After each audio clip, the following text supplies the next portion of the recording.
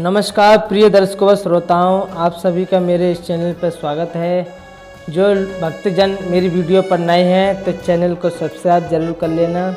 मैं श्री रामचरितमानस सुंदरकांड से बोलने वाला हूं और आपको कुछ ऐसी बातें बताने वाला हूं कि जो लोग अपने अंदर कमियों को नहीं ढूंढते हैं और सामने वाले के कमियों को निकालते रहते हैं। तो आज मैं उन बातों को करने वाला हूँ जो स्वयं में जो कमी है उन कमियों को दूर कैसे करें। क्या तुम्हारे अंदर भी ये कमियां हैं? हम वैसे तो बड़े भक्त बनते हैं, प्रभु को बहुत मानते हैं, श्री राम जी का नारा लगाते हैं, श्री राम जी का नाम लेते रहते हैं, भजन करते रहते हैं, उनके गुणानुवाद करते रहते हैं। क्या ये गलती हम कर रहे हैं क्या? अगर हमारे अंदर ये कमी है तो समझो हम भक्त नहीं हैं। भक्त जो होता है उनके अंदर ये चीज़ें नहीं पाई जाती हैं, ये दोष नहीं पाए जाते हैं। तो उन अवगुणों के बारे में मैं बताने वाला हूँ जो हमारे अंदर हैं।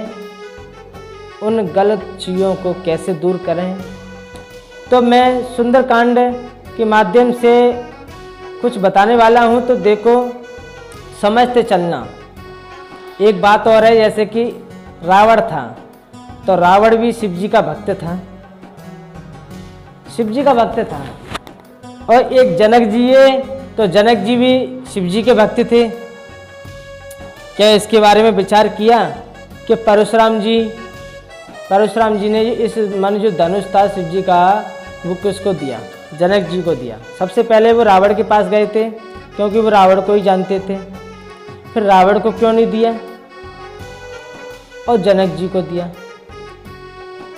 इसीलिए मैं उन चीज़ों को बताने वाला हूं कि आप एक भक्त हैं और जो भक्ति जन सुन रहे हैं इस बात को भली प्रकार से सुने, पूरी वीडियो को अंत तक देखें, तभी आपको पता चलेगा कि आखिर हमारे अंदर ऐसी क्या कमी है जो हम पूर्ण तरीके से भक्त नहीं हैं। हमें वास्तविक भक्त बनना है तो हमें उन कमियों को दूर करना होगा। तो चौपाई के माध्यम से मैं आपको बताने वाला हूं कि हनुमान जी रावण से क्या कह रहे हैं। खर दूसर तीसरा अरुवाली, भदे सकल अतुलित बलशाली। जिन्होंने खर दूसर तीसरा और बाली को मार डाला, जो सबके सब अतुलनीय बलवान थे। हनुमान जी कह रहे हैं रावण से कि खर दूसर वो तुम्हारे ही भाई थे और बाली ये सबके सब बलवान थे, अतुलनीय बल था इनके अंदर, जो सबके सब मार डाले श्री राम जी ने। फिर आगे क्या बोले?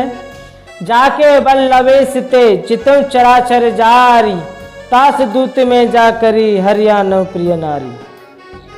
तो हनुमान जी कहने लगे रावण से कि जिनके लेस मात्र बल से तुमने समस्त चराचर जगत को जीत लिया और जिनकी प्रिय पत्नी को तुम चोरी से हर लाए हो, मैं उन्हीं का दूत हूं। कितनी सुंदर बात कही है, इतनी सुंदर बात की है। लेकिन इस बात को थोड़ा कैच करना कि जिनकी लेस मात्र बल से और समस्त चराचर जगत को जीत लिया है, उन्हीं जगदम्बा पत्नी को तुम चोरी से हर लाए हो, मैं उन्हीं का दूत हूं। जानो मैं तुम्हारी प्रभुता ही सहस्त्र बाहु सन परी लड़ाई। मैं तुम्हारी प्रभुता को खूब जानता हूं। सहस्त्र बाहु से तुम्हारी लड़ाई हुई थी और बाली से युद्ध करके तुमने यश प्राप्त किया। हनुमान जी के मार्मिक वचन सुनकर रावण को हंसकर बात टाल दी। तो यहां पर यह बात मैं कहने जा रहा हूं कि रावण क्यों नहीं समझ रहा है इन बातों को। जब हनुमान जी इतनी सुंदर सुंदर बात कह रहे हैं फिर वो क्यों नहीं समझ रहा है? क्योंकि उसके अंदर सबसे बड़ी चीज क्या थी? अहंकार।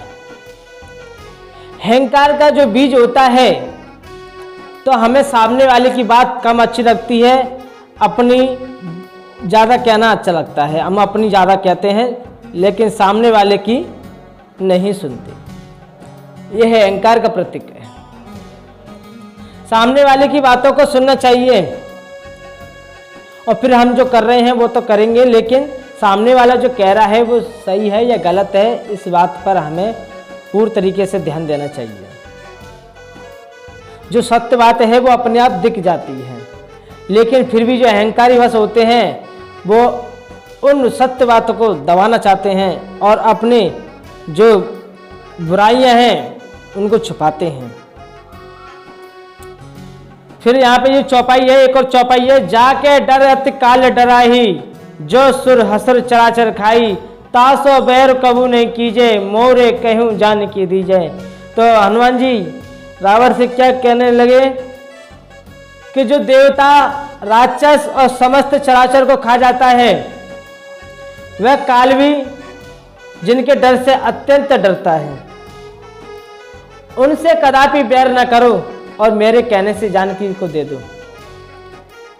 कितनी सुंदर बात कही है कि देवता राक्षस समस्त चराचर को जो खा जाता है, जो काल है वो काल का भी काल है, उनसे कदापि बैर ना करो। लेकिन फिर भी उसके समझ में नहीं आती है। अहंकार बताइए, अहंकार व्यक्ति के अंदर होता है तो कितना भी वो कितनी भी सुंदर बात क्यों ना कहे, अरे भगवान भी अगर उनके सामने आ भी जाएं और वो भी कहें कि मैं भगवान हूँ और मैं जो कहूँ उसे मान ले, फिर भी मानने को तैयार नहीं होगा, क्योंकि उसके अंदर अहंकार है, वो नहीं मान सकता है। तो मैं इतना सा थोड़ा समझाना चाहता हूँ कि अपने अंदर एक सबसे बड़ी जो चीज है वो यही है कि अहंकार को अपने अंदर आने न दे, अहंकार के बीज को अपने अंदर पैदा न होने दे। और नहीं तो हम कितने भी बड़े भक्त क्यों ना बने, ये भक्त बनना एक अधूरा है। इसीलिए हमें अपनी जो अंदर जो कमियां हैं वो कमियां हमारे अंदर कैसे दिखेंगी कि हम सत्संग के माध्यम से, किसी भक्त के माध्यम से उनसे हम प्रश्न करें और उनसे पूछें कि आपको अगर हमारे अंदर कोई कमियां दिखाई देती हैं तो उन कमियों को कहो, हम अपने अंदर उनका सुधार करेंगे। जब तक पूर्ण तरीका से हम स्वच्छ नहीं हो जाएंगे, चित्त से लेकर हृदय तक बिल्कुल शुद्ध नहीं हो जाएंगे,